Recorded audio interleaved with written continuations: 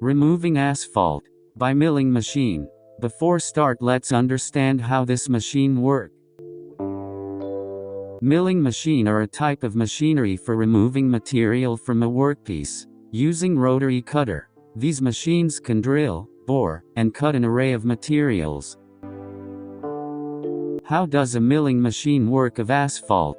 The three basic components of a milling machine are: the cutting drum rotates cutting heads across the surface, chewing up the existing asphalt to the depth of the cutting heads. The vacuum sucks up the milled material and deposits it where the conveyance system can then move it to a dump truck.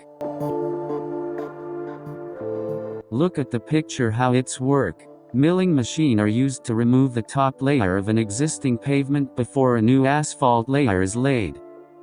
Here we go to watch a full video and know how it's work. The material transfer from primary to discharge convey. Steered and height adjustable travel drive unit. And also discharge convey.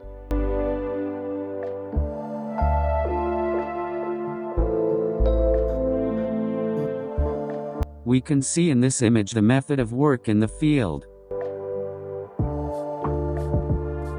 The purpose of milling is removing of asphalt by thickness.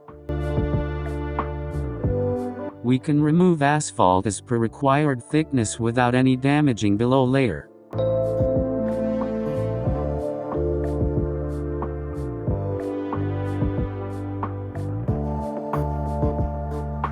We can see the milling drum throwing the cutting material in the primary convey.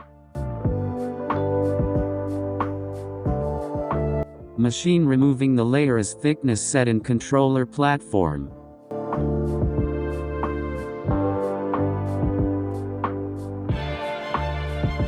In this controller box we can set the thickness. The operator control the machine, and as we can see in the operator platform.